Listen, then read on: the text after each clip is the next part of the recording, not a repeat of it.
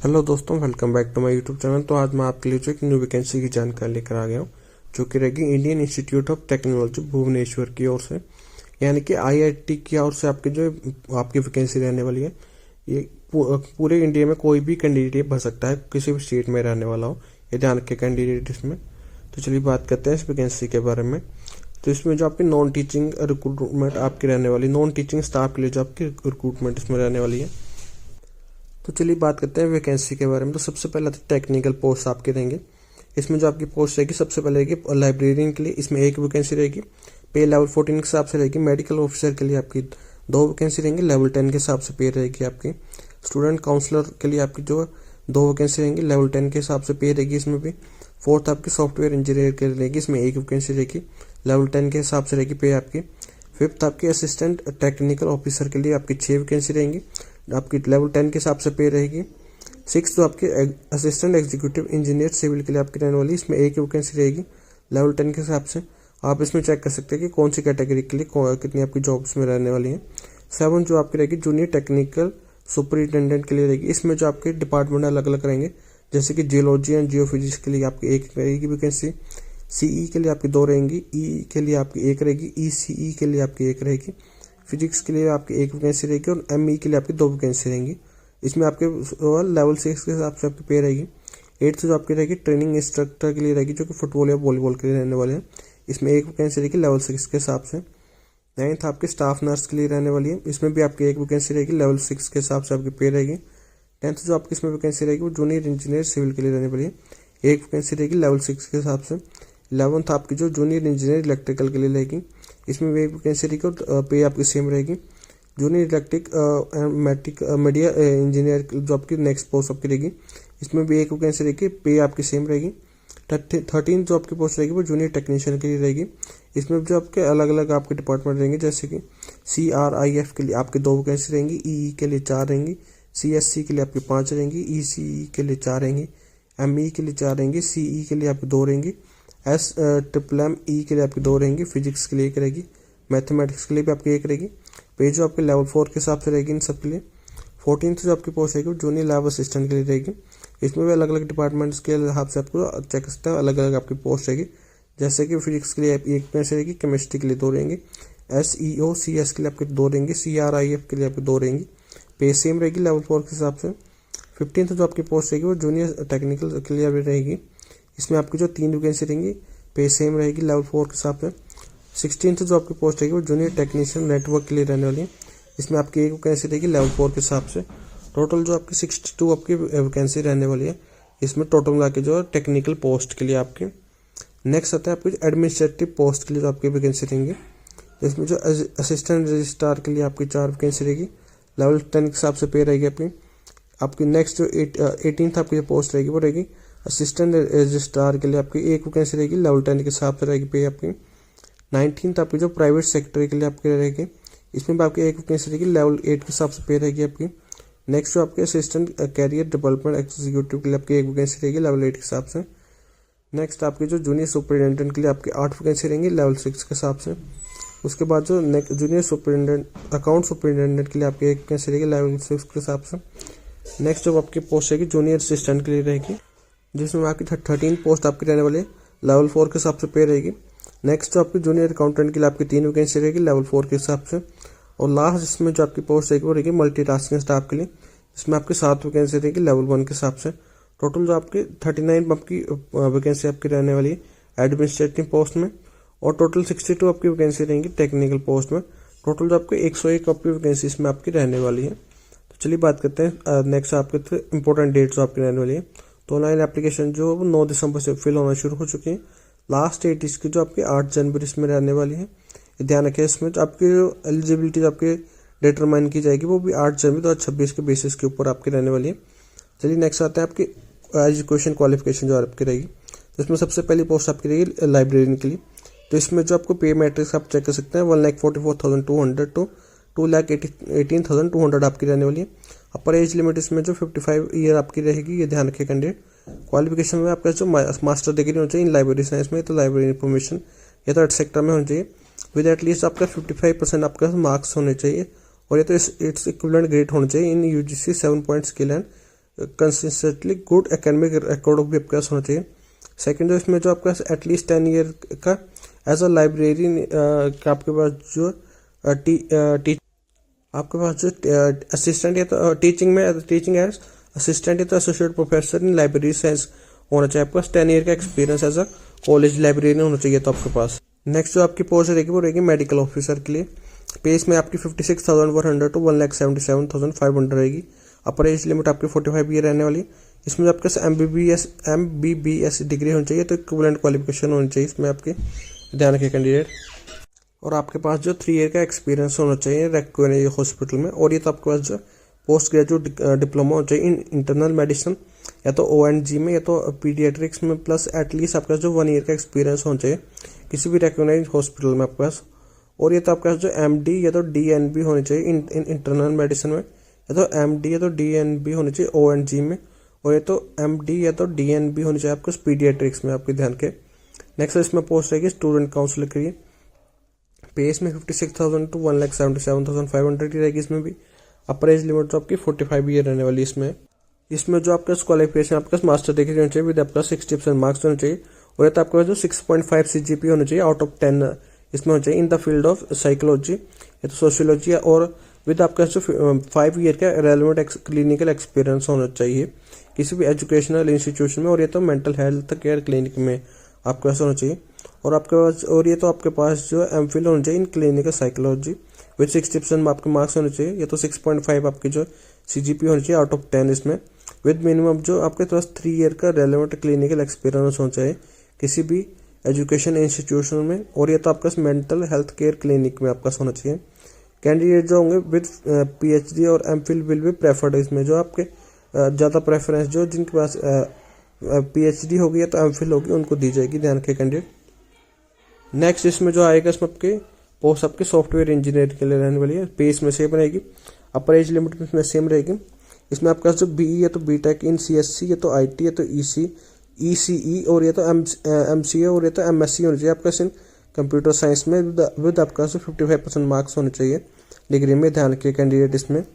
और कैंडिडेट के पास जो 3 ईयर का रेलेवेंट एक्सपीरियंस भी होना चाहिए इसमें। नेक्स्ट इसमें आपकी जो पोस्ट रहेगी वो रहेगी असिस्टेंट टेक्निकल ऑफिसर के लिए। पे इसमें सेम रहेगी। अपर एज लिमिट भी इसमें सेम रहने वाली है आपके। इसमें जो आपका MTech होना चाहिए विद मिनिमम 55% मार्क्स होना चाहिए, तो CGP होना चाहिए आपका 6 की आपके आउट ऑफ 10 इसमें। इन द सिविल या तो मैकेनिकल या तो मेटलर्जिकल या तो एटसेट्रा में आपका इसमें होना चाहिए, प्लस आपके पास 3 ईयर का रेलेवेंट एक्सपीरियंस भी होना चाहिए। और ये तो आपके पास जो MSc होना चाहिए विद 55% मार्क्स होना चाहिए, या तो CGP होना चाहिए 6 ओके आपकी out of 10 in physics chemistry geology Jio physics और ये तो बायो साइंस या तो एटसेट्रा में आपके पास होना चाहिए। इसमें आप चेक कर सकते हैं। और आपके पास जो 5 ईयर का रेलेवेंट एक्सपीरियंस भी होना चाहिए। और ये तो आपका जो MC होना चाहिए विद 55% मार्क्स के साथ, विद आपके पास जो 5 ईयर का रेलेवेंट एक्सपीरियंस भी होना चाहिए। और ये तो आपके पास जो BTech है तो BE होना चाहिए विद 55% आपके मार्क्स होने चाहिए उसमें, ध्यान रखिए। इन सिविल में तो इलेक्ट्रिकल में तो एटसेट्रा में आपका इसमें आपके पास होना चाहिए, विद आपका जो 5 ईयर का रेलेवेंट एक्सपीरियंस भी होना चाहिए, ये ध्यान रखिए इसमें कैंडिडेट। नेक्स्ट इसमें आपकी पोस्ट रहेगी वो रहेगी असिस्टेंट एग्जीक्यूटिव इंजीनियर सिविल के लिए। पे इसमें आपकी सेम रहेगी। अपर एज लिमिट भी सेम रहेगी। इसमें जो आपका बैचलर डिग्री हो चाहिए इन सिविल इंजीनियरिंग में किसी भी रेकग्नाइज्ड इंस्टीट्यूट या तो यूनिवर्सिटी से, विद आपका जो एटलीस्ट 6 ईयर का एक्सपीरियंस होना चाहिए in execution and construction of civil work में, इंक्लूडिंग पब्लिक हेल्थ या तो कॉन्ट्रैक्ट मैनेजमेंट आपके पास होना चाहिए। नेक्स्ट इसमें आपकी पोस्ट रहेगी वो रहेगी जूनियर टेक्निकल सुपरिटेंडेंटेंट के लिए। पे इसमें जो आपकी लेवल 6 के हिसाब से रहेगी, यानी कि 35,400 टू 1,12,400 आपकी रहेगी। अपर एज लिमिट इसमें 35 रहेगी। इसमें जो अलग अलग आपके डिपार्टमेंट रहेंगे, तो सबसे पहले इसमें आता है जियोलॉजी एंड जियो फिजिक्स के लिए। इसमें आपका MSc होना चाहिए विद 55% मार्क्स हो चाहिए इन जियोलॉजी या तो जियो फिजिक्स में, विद आपका मिनिमम 2 ईयर का रेलेवेंट एक्सपीरियंस होना चाहिए गवर्नमेंट में या तो सेमी गवर्नमेंट या तो सेंट्रल ऑटोनोमस बॉडी में। और ये तो आपका जो बैचलर डिग्री होनी चाहिए इन साइंस में विद फिजिक्स और जियोलॉजी एंड जियो फिजिक्स हो या तो एनवायरमेंटल साइंस में आपका होना चाहिए, विद आपका मिनिमम 4 ईयर का रेलेवेंट एक्सपीरियंस होना चाहिए आपके पास। नेक्स्ट इसमें रहेगा वो जो सिविल इंजीनियरिंग CE के लिए। इसमें तो आपका BTech है तो BE होना चाहिए इन सिविल इंजीनियरिंग में, विद आपका मिनिमम 2 ईयर का रेलेवेंट एक्सपीरियंस होना चाहिए। और ये तो आपका जो डिप्लोमा होना चाहिए सिविल इंजीनियरिंग में, विद आपका जो 4 ईयर का रेलेवेंट एक्सपीरियंस होना चाहिए इसमें आपके पास। नेक्स्ट इसमें आपका रहेगा इलेक्ट्रिकल इंजीनियरिंग ईई के लिए। इसमें आपका ये तो बीटेक होना चाहिए इन इलेक्ट्रिकल इंजीनियरिंग में विद आपका 2 ईयर का रेलेवेंट एक्सपीरियंस होना चाहिए, और ये तो आपका डिप्लोमा होना चाहिए इलेक्ट्रिकल इंजीनियरिंग में, और आपका जो 4 ईयर का रेलेवेंट एक्सपीरियंस भी होना चाहिए। नेक्स्ट इसमें रहेगा वो इलेक्ट्रॉनिक्स एंड कम्युनिकेशन इंजीनियरिंग के लिए रहेगा, यानी कि ईसीई के लिए रहेगा। इसमें आपका बीटेक है तो बीई होना चाहिए, इलेक्ट्रॉनिक्स है तो इलेक्ट्रॉनिक्स एंड कम्युनिकेशन इंजीनियरिंग में, तो कंप्यूटर साइंस में, तो एट सेक्टर में आपके पास 2 ईयर का रेलेवेंट एक्सपीरियंस होना चाहिए, और ये तो आपके पास डिप्लोमा होना चाहिए इंजीनियरिंग में, या तो इंजीनियरिंग में इलेक्ट्रॉनिक्स एंड कम्युनिकेशन इंजीनियरिंग है तो एट सेक्टर में, प्लस आपके पास 4 ईयर का रेलेवेंट एक्सपीरियंस होना चाहिए। नेक्स्ट इसमें जो रहेगा वो फिजिक्स के लिए रहेगी। इसमें आपका एमएससी होना चाहिए विद 55% मार्क्स आपके होने चाहिए इन फिजिक्स में, विद मिनिमम आपका 2 ईयर का रेलेवेंट एक्सपीरियंस होना चाहिए, और ये तो आपके पास जब बीटेक है तो बीई है तो बीई होना चाहिए मैकेनिकल इलेक्ट्रिकल में, मैकेनिकल या तो इलेक्ट्रिकल में तो एट सेक्टर में, प्लस आपका जो 2 ईयर का रेलेवेंट एक्सपीरियंस होना चाहिए, और या तो आपके पास जो बैचलर डिग्री होनी चाहिए इन साइंस विद फिजिक्स, जो इन science with physics with minimum आपका जो 4 ईयर का रेलेवेंट एक्सपीरियंस होना चाहिए। नेक्स्ट इसमें जो लास्ट इसमें रहेगी मैकेनिकल इंजीनियरिंग एमई के लिए रहेगी। इसमें आपका बीई है तो बीटेक होना चाहिए इन मैकेनिकल इंजीनियरिंग में विद आपका 2 ईयर का रेलेवेंट एक्सपीरियंस होना चाहिए, और या तो आपका जो डिप्लोमा होना चाहिए मैकेनिकल इंजीनियरिंग में विद आपका जो 4 ईयर का रेलेवेंट एक्सपीरियंस होना चाहिए। नेक्स्ट इसमें जो 8th पोस्ट आपकी रहेगी वो रहेगी फिजिकल ट्रेनिंग इंस्ट्रक्टर फुटबॉल और वॉलीबॉल के लिए। इसमें पे सेम रहेगी आपकी, अपर एज लिमिट भी सेम रहेगी। इसमें आपका जो बैचलर डिग्री होता है फिजिकल एजुकेशन में या तो स्पोर्ट्स साइंस में, विद मिनिमम आपके पास जो 55% आपके पास मार्क्स होने चाहिए इसमें, और आपके पास जो है मिनिमम 3 ईयर की आपके जो बैचलर डिग्री भी होनी चाहिए, ध्यान रखिए कैंडिडेट आपके इसमें यानी कि फुल टाइम एक्सपीरियंस होता है आपको मिनिमम 3 ईयर का आफ्टर बैचलर डिग्री के पास आपके पास होना चाहिए। चलिए नेक्स्ट आते हैं स्टाफ नर्स के लिए। तो इसमें आपके पे सेम रहेगी, अपर एज लिमिट भी सेम रहेगी। इसमें आपको जो है इंटरमीडिएट और ये तो 12th पास आप होनी चाहिए, एंड मस्ट आपके पास जो नर्सिंग आपका एग्जाम आपने जो एग्जाम पास किया होना चाहिए, जो कि नर्सिंग काउंसिल की ओर से होता है, विद आपका 3 ईयर का आपका 3 ईयर का कोर्स होना चाहिए general nursing and midwifery with minimum आपके जो 60% मार्क्स होने चाहिए, और ये तो आपका इक्विवेलेंट ग्रेड होना चाहिए, विद आपका जो 3 ईयर का रेलेवेंट एक्सपीरियंस होना चाहिए, ये ध्यान रखिए कैंडिडेट्स में। नेक्स्ट इसमें 10th पोस्ट आपकी रहेगी जूनियर इंजीनियरिंग सिविल की रहेगी, पे सेम रहेगी, एज लिमिट भी आपकी सेम रहेगी, अपर एज लिमिट। इसमें क्वालिफिकेशन आपके पास बैचलर डिग्री है तो डिप्लोमा होना चाहिए इन सिविल इंजीनियरिंग में, किसी भी रेकग्नाइज्ड इंस्टीट्यूट या तो यूनिवर्सिटी से, ध्यान रखिए कैंडिडेट इसमें। विद आपका जो यूनिवर्सिटी आपके पास एक्सपीरियंस होना चाहिए इन फील्ड एज बिलो, किसी भी फील्ड में आपको नीचे दी गई जैसे कि design and estimation, construction and maintenance of building etcetera आपके पास होना चाहिए, ध्यान रखिए कैंडिडेट। और अगर आपके पास जो बैचलर डिग्री है तो आपके पास जो 1 ईयर का एक्सपीरियंस भी होना चाहिए, ध्यान रखिए इसमें आप कैंडिडेट। और ये तो आपके पास जो है अगर आपके पास डिप्लोमा है तो आपके पास जो 3 ईयर का रेलेवेंट एक्सपीरियंस होना चाहिए। 11th जो पोस्ट इसमें रहेगी जूनियर इंजीनियरिंग के लिए रहेगी इलेक्ट्रिकल में, अपर एज लिमिट और पे इसमें सेम रहेगी। इसमें भी आपकी जो क्वालिफिकेशन आपका बैचलर डिग्री है तो डिप्लोमा होना चाहिए इलेक्ट्रिकल इंजीनियरिंग में, किसी भी आपके पास जो किसी भी रिकॉग्नाइज्ड यूनिवर्सिटी है तो इंस्टीट्यूट से भी तो आपका जो एक्सपीरियंस होना चाहिए किसी भी फील्ड में, जैसे कि एग्जीक्यूशन सुपरविजन या तो maintenance of electrical work under state और central government including government autonomous bodies organisation, तो पब्लिक सेक्टर ऑर्गेनाइजेशन में आपके पास होना चाहिए। और इसमें जो आप ध्यान रखिए कि आपका पास अगर बैचलर डिग्री है तो आपके पास 1 ईयर का एक्सपीरियंस होना चाहिए, और अगर आपके पास जो डिप्लोमा है तो आपके पास जो 3 ईयर का रेलेवेंट एक्सपीरियंस भी होना चाहिए। नेक्स्ट इसमें आते हैं junior electronics and media engineering के लिए, पे इसमें आपकी सेम रहेगी, अपर एज लिमिट इसमें आपकी सेम रहेगी। इसमें आपका जो बीटेक है तो बीई होना चाहिए इलेक्ट्रिकल कम्युनिकेशन में, इलेक्ट्रॉनिक्स कम्युनिकेशन इंजीनियरिंग में, और तो इक्विवेलेंट में भी तो आपके 55% पे मार्क्स होने चाहिए डिग्री में, इतना रखिए कैंडिडेट। नेक्स्ट जिसमें आपकी पोस्ट रहेगी वो रहेगी जूनियर टेक्नीशियन के लिए। इसमें आपकी पे जो लेवल 4 के हिसाब से रहेगी यानी कि 25,500 टू 81,100 आपकी रहेगी। अपर एज लिमिट आपकी जो 32 ईयर रहने वाली। इसमें अलग अलग जो आपके डिपार्टमेंट्स में रहेंगे, इसमें सबसे पहले आता है सेंट्रल रिसर्च इंस्टीट्यूशन फैसिलिटी के लिए यानी कि CRIF के लिए रहेगा। इसमें आपका बीटेक है तो BE होना चाहिए मैकेनिकल इंजीनियरिंग में, ये तो इलेक्ट्रॉनिक्स इंजीनियरिंग में, और ये तो आपका जो 3 ईयर का डिप्लोमा होना चाहिए मैकेनिकल इंजीनियरिंग में, ये तो इलेक्ट्रॉनिक्स इंजीनियरिंग में, तो मटेरियल एंड मेटलर्जी भी तो आपके पास जो मिनिमम 3 ईयर का रेलेवेंट एक्सपीरियंस होना चाहिए, ध्यान रखिए। और ये तो इसमें आपका जो ITI होना चाहिए रेलेवेंट डिसिप्लिन में, विद आपका जो फर्स्ट डिवीजन और इक्विवेलेंट होने चाहिए मार्क्स होने चाहिए फ्रॉम रेपुटेड इंजीनियरिंग या तो टेक्निकल इंस्टीट्यूशन में आपको ऐसा चाहिए, ये ध्यान के कैंडिडेट इसमें। और आपके पास जो 5 ईयर का रेलेवेंट एक्सपीरियंस भी होना चाहिए इसमें। नेक्स्ट इसमें आते हैं इलेक्ट्रिकल इंजीनियरिंग के लिए, यानी ई के लिए। इसमें आपका बीटेक है तो बी होना चाहिए, बीटेक है तो बीई होनी चाहिए आपके पास इन इलेक्ट्रिकल इंजीनियरिंग में। और आपके पास जो 3 ईयर का डिप्लोमा होना चाहिए इलेक्ट्रिकल इंजीनियरिंग में, जो आपके पास जो 3 ईयर का ऊपर रेलिवेंट एक्सपीरियंस आपका होना चाहिए इसमें। और ये तो आपके पास जो ITI होनी चाहिए रेलिवेंट डिसिप्लिन में, और आपके पास जो 5 ईयर का रेलिवेंट एक्सपीरियंस भी होना चाहिए इसमें। नेक्स्ट इसमें computer science and engineering CSC के लिए रहने वाले, इसमें आपके पास बीटेक है तो BE होना चाहिए कंप्यूटर साइंस में, कंप्यूटर साइंस एंड इंजीनियरिंग में। और ये तो आपके पास जो 3 ईयर का डिप्लोमा होना चाहिए कंप्यूटर साइंस एंड इंजीनियरिंग में विद, तो आपके पास मिनिमम 3 ईयर का, और आपके पास मिनिमम 3 ईयर का रेलिवेंट एक्सपीरियंस होना चाहिए।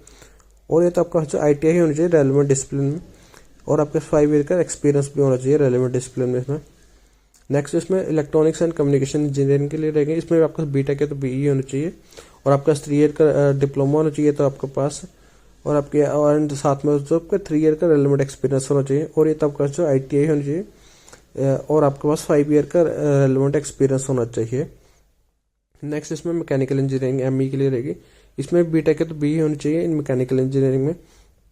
और ये तो आपके पास डिप्लोमा होना चाहिए मैकेनिकल इंजीनियरिंग में विद आपका जो 3 ईयर का रेलिवेंट एक्सपीरियंस होना चाहिए। नेक्स्ट इसमें आपके रहेगी सिविल इंजीनियरिंग CE के लिए रहेगी, इसमें बीटेक है तो BE होना चाहिए सिविल इंजीनियरिंग में। और ये तो आपका 3 ईयर का डिप्लोमा होना चाहिए सिविल इंजीनियरिंग में विद 3 ईयर का रेलिवेंट एक्सपीरियंस होना चाहिए। और ये तो आपका जो ITI होना चाहिए रेलिवेंट डिसिप्लिन में, और आपका 5 ईयर का रेलिवेंट एक्सपीरियंस होना चाहिए। नेक्स्ट आपका स्कूल ऑफ मिनरल्स, ये तो मेटलर्जिकल एंड मटेरियल इंजीनियरिंग के लिए रहने वाला है, यानी कि SMME के लिए आपके रहेगा, इसमें बीटेक है तो BE होना चाहिए मैकेनिकल इंजीनियरिंग में। और आपके पास या तो 3 ईयर का डिप्लोमा होना चाहिए मैकेनिकल इंजीनियरिंग या तो आर्ट सेक्टर में विद 3 ईयर का रेलिवेंट एक्सपीरियंस होना चाहिए। और ये तो आपका ITI होनी चाहिए और 5 ईयर का रेलिवेंट एक्सपीरियंस होना चाहिए। नेक्स्ट इसमें फिजिक्स के लिए रहेगी, इसमें आपका बीटेक है तो BE होना चाहिए मैकेनिकल है तो इलेक्ट्रिकल है तो इलेक्ट्रॉनिक्स इंजीनियरिंग में। और आपका या तो 3 ईयर का डिप्लोमा होना चाहिए इन्हीं में किसी में एक में, और आपका 3 ईयर का रेलिवेंट एक्सपीरियंस होना चाहिए। और ये तो आपका जो ITI होना चाहिए विद द रेलिवेंट डिसिप्लिन में, और 5 ईयर का रेलिवेंट एक्सपीरियंस होना चाहिए आपके पास। नेक्स्ट जो आपको मैथमेटिक्स के लिए रहेगा, इसमें आपके बीटेक है तो BE होना चाहिए इन कंप्यूटर साइंस एंड इंजीनियरिंग में। और आपका तो 3 ईयर का डिप्लोमा होना चाहिए कंप्यूटर साइंस एंड इंजीनियरिंग में विद आपका 3 ईयर का रेलिवेंट एक्सपीरियंस होना चाहिए। और ये तो आपका ITI होनी चाहिए रेलिवेंट डिसिप्लिन में, और आपका जो 5 ईयर का रेलिवेंट एक्सपीरियंस होना चाहिए। नेक्स्ट इसमें आपकी पोस्ट रहेगी 14th आपकी पोस्ट रहेगी जूनियर लैब असिस्टेंट के लिए रहेगी आपकी, इसमें पे यहाँ पे 25,500 to 81,000 आपकी रहेगी। अपर एज लिमिट 32 रहेगी। इसमें सबसे पहले जो फिजिक्स के लिए आपके बैचलर डिग्री होनी चाहिए आपके पास in science with physics with minimum आपका जो 2 ईयर का रेलिवेंट एक्सपीरियंस होना चाहिए, इसमें ध्यान रखें। नेक्स्ट आपके केमिस्ट्री के लिए रहेगी, इसमें बैचलर डिग्री आपका होनी चाहिए इन साइंस में with chemistry with science with chemistry में विद आपका जो मिनिमम 2 ईयर का रेलिवेंट एक्सपीरियंस होना चाहिए। नेक्स्ट जो आपको school of earth ocean and climate science के लिए आपकी सेम रहेगी इसमें आपकी भी। और नेक्स्ट इसमें जो सेंट्रल रिसर्च इंस्ट्रूमेंटेशन फैसिलिटी यानी कि CRIF के लिए आपकी जो सेम रहेगी, इसमें भी बैचलर डिग्री चाहिए प्लस आपका 2 ईयर का रेलेवेंट एक्सपीरियंस होना चाहिए। नेक्स्ट इसमें आपकी रहेगी 15th पोस्ट रहेगी, वो रहेगी जूनियर टेक्नीशियन सिस्टम के लिए। इसमें आपके पे सेम रहेगी, अपर एज लिमिट में आपके सेम रहने वाली है। इसमें आपका BSc होनी चाहिए कंप्यूटर साइंस में, तो 3 ईयर का डिप्लोमा होना चाहिए कंप्यूटर साइंस ये तो, और कंप्यूटर इंजीनियरिंग में। और आपके यहाँ तो 3 ईयर का डिप्लोमा होना चाहिए जो कि recognized by Directorate of Training and Technical Education से होना चाहिए, ध्यान रखिए कैंडिडेट। और जो कैंडिडेट जिन्होंने जो 4 ईयर की डिग्री हो जिनके पास कंप्यूटर साइंस में हो रहा था कंप्यूटर इंजीनियरिंग में, और ये तो आपका 3 ईयर का MCA होगा आपको, वो भी अप्लाई कर सकते हैं, ये ध्यान रखिए कैंडिडेट इसमें। विद आपका 55% इसमें मार्क्स होने चाहिए आपके। और मेन में आपका जो 2 to 3 ईयर का आपका जो रेलेवेंट एक्सपीरियंस भी होना चाहिए, ध्यान रखिए। नेक्स्ट इसमें आते हैं आपके जूनियर टेक्नीशियन के लिए जो कि नेटवर्क के लिए रहेगी, इसमें पे सेम रहेगी, अप्रेज लिमिट सेम रहेगी। इसमें आपका जो 3 ईयर का डिप्लोमा होना चाहिए इलेक्ट्रॉनिक्स है तो इलेक्ट्रॉनिक्स एंड कम्युनिकेशन होता है कंप्यूटर इंजीनियरिंग में, थर्ड सेक्टर में आपका होना चाहिए इसमें। और आपका जो 3 ईयर का डिप्लोमा जो आपका रिकॉग्नाइज होना चाहिए directorate of Training and Technical education के द्वारा, किसी भी रिकॉग्नाइज किसी भी स्टेट है तो गवर्नमेंट ऑफ इंडिया के थ्रू आपका होना चाहिए। और आपका जो कैंडिडेट जिनके पास जो 4 ईयर की डिग्री इन इलेक्ट्रॉनिक्स और इलेक्ट्रॉनिक्स एंड कम्युनिकेशन इंजीनियरिंग में तो कंप्यूटर साइंस एंड इंजीनियरिंग में, और आपका या तो 3 ईयर का MC है तो वो भी आप अप्लाई कर सकते हैं। आपके पास जो इसमें मिनिमम 55% आपके मार्क्स आना चाहिए। एक्सपीरियंस भी सबका 2 to 3 ईयर का आपके पास रेगुलर एक्सपीरियंस होना चाहिए। नेक्स्ट आपके असिस्टेंट रजिस्ट्रार के लिए रहेगी इसमें आपकी पोस्ट। इसमें आपकी जो पे आपकी 56,100 to 1,77,500 रहेगी। अपर एज लिमिट 45 रहेगी। इसमें आपका मास्टर डिग्री है तो इक्विवेलेंट डिग्री होनी चाहिए विद 55% आपके पास मार्क्स होने चाहिए। आपका जो 5 ईयर का रेलिवेंट एक्सपीरियंस होना चाहिए, ये ध्यान के कैंडिडेट्स में। 18th जिसमें आपकी जो पोस्ट रहेगी वो असिस्टेंट रजिस्ट्रार के लिए रहेगी। पे सेम रहेगी, इसमें आपके अपर एज लिमिट सेम रहेगी। क्वालिफिकेशन में आपका जो मास्टर डिग्री होना चाहिए इन कॉमर्स में, तो MBA होना चाहिए फाइनेंस में विद 55% आपके मार्क्स होने चाहिए। और ये तो आपका जो CA या तो ICW या तो CS होना चाहिए। और मिनिमम आपका जो 5 ईयर का एक्सपीरियंस होना चाहिए in finance and account auditing में। नेक्स्ट इसमें आपकी रहेगी 19th पोस्ट आपके प्राइवेट सेक्टर के लिए। इसमें आपके पे आपके 47,600 to 1,51,100 आपकी रहेगी। अपर एज लिमिट 35 रहेगी। इसमें आपके पास जो बैचलर डिग्री होनी चाहिए तो इक्विवेलेंट क्वालिफिकेशन आपके पास होनी चाहिए विद आपके पास जो मिनिमम 8 ईयर का रेलेवेंट एक्सपीरियंस होना चाहिए एज PA या तो PS इन गवर्नमेंट या तो सेमी गवर्नमेंट या तो सेंट्रल ऑटोनोमस बॉडी में। सेकंड इसमें आपका जो प्रोफिशिएंसी होनी चाहिए इंग्लिश लैंग्वेज में, स्टेनोग्राफी में विद आपके जो मिनिमम स्पीड होनी चाहिए 100 वर्ड पर मिनट में। एंड कंप्यूटर नॉलेज आपके पास होनी चाहिए विद की डिप्रेशन स्पीड ऑफ 40 वर्ड पर मिनट आपकी रहने वाली। Office application and secretary practice in inter department है तो गवर्नमेंट कॉम्पिटेंट आपके पास होनी चाहिए। 28th जो आपकी पोस्ट रहेगी वो असिस्टेंट करियर डेवलपमेंट एग्जीक्यूटिव के लिए रहेगी। पेस में आपकी जो सेम रहने वाली है, अपर एज लिमिट भी सेम रहेगी। आपका बैचलर डिग्री होनी चाहिए विद मिनिमम 55% आपके मार्क्स होने चाहिए या तो CGPA होना चाहिए आपका 6 की आपके पास होनी चाहिए। In management preferably in HR या तो पर्सनल मैनेजमेंट एटसेट्रा होना चाहिए। आपका जो रेलिवेंट आपका 7 ईयर का रेलिवेंट एक्सपीरियंस आपका होना चाहिए। और ये तो आपका जो MBA होनी चाहिए या तो इक्विवेलेंट डिग्री होनी चाहिए इन मैनेजमेंट में, प्रेफरेबली इन HR या तो मार्केटिंग या तो एटसेट्रा आपका होना चाहिए विद 55% मार्क्स आपके पास होना चाहिए। प्लस आपका जो 5 ईयर का रेलिवेंट वर्क एक्सपीरियंस होना चाहिए आपके पास में। नेक्स्ट इसमें आपकी पोस्ट रहेगी जूनियर सुपरिटेंडेंट के लिए रहेगी।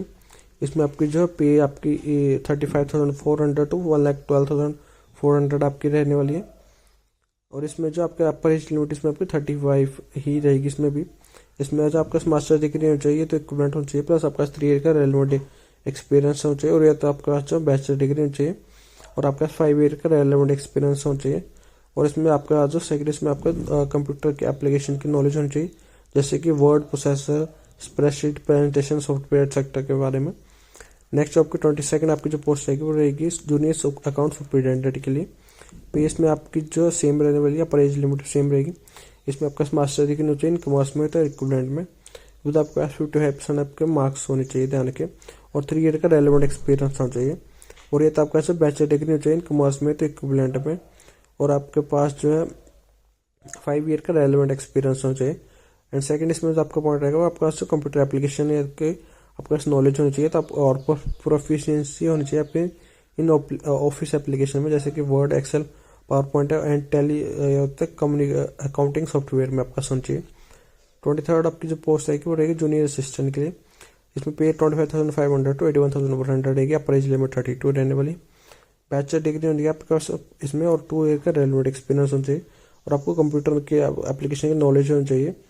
इसमें जो की डिप्रेशन स्पीड आपके पास जो आपकी 40 वर्ड पर मिनट आपकी रहेगी, इसमें ध्यान रखें। और आपका जो एप्लीकेशन कंप्यूटर एप्लीकेशन के बारे में नॉलेज होनी चाहिए, जैसे कि Word, Excel, PowerPoint etcetera. Next इसमें जो आपकी जूनियर अकाउंटेंट के लिए रहेगी, पे इसमें सेम रहेगी, अपर एज लिमिट सेम रहेगी। बैचलर डिग्री होनी चाहिए आपके पास में, प्लस आपका 2 ईयर का रेलिवेंट एक्सपीरियंस होना चाहिए। प्लस आपका जो कंप्यूटर एप्लीकेशन की नॉलेज होनी चाहिए आपको उसमें भी। लास्ट जो इसमें पोस्ट रहेगी वो रहेगी मल्टीटास्किंग स्टाफ के लिए। इसमें जो आपके 18,000 to 56,900 आपकी पे रहेगी। अपर एज लिमिट आपकी 27 रहने वाली। इसमें तो आप 10th पास होना चाहिए, किसी भी रिकॉग्नाइज बोर्ड या तो इंस्टीट्यूशन से आप होने चाहिए। चलिए ध्यान रखिए कैंडिडेट। नेक्स्ट इसमें आते हैं कुछ जनरल इंस्ट्रक्शन पे। तो इसमें आपको जो ऑनलाइन आपको प्रोसेस आपकी इसमें रहने वाली, आपको ऑनलाइन अप्लाई करना पड़ेगा।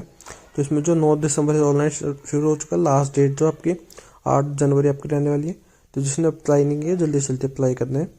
इसमें ध्यान रखिए जो इसमें सभी कैंडिडेट को जो नॉन रिफंडेबल आपकी एप्लीकेशन फीस में रहने वाली है। तो इसमें जो नॉन रिफंडेबल आपकी फीस रहेगी, इसमें जो जनरल OBC और EWS के लिए 500 आपकी फीस रहेगी। और SC ST या तो PWBD या तो एक्स सर्विसमैन और या तो वुमेन के लिए आपकी कोई भी आपकी फीस इसमें नहीं रहने वाली है। ये ध्यान रखिए कैंडिडेट इसमें। तो नेक्स्ट इसमें जो आपके सिलेक्शन प्रोसेस में आपके जो रिटन टेस्ट आपका होगा, जिसमें आपका नॉलेज और एप्टीट्यूड आपका चेक किया जाएगा। इसमें जो आपका स्किल टेस्ट और स्टेट टेस्ट में आपका रहने वाला है। इसमें आपका जो इंटरव्यू भी होगा उसका जो आपका डॉक्यूमेंट वेरिफिकेशन का आपका रहने वाला है। ध्यान रखें कैंडिडेट, तो जिसने अभी तक अप्लाई नहीं किया जल्दी से जल्दी इसमें अप्लाई कर दें। तो चलिए दोस्तों, आज के लिए इतना ही। आशा है कि वीडियो आपके लिए हेल्पफुल रही होगी। धन्यवाद।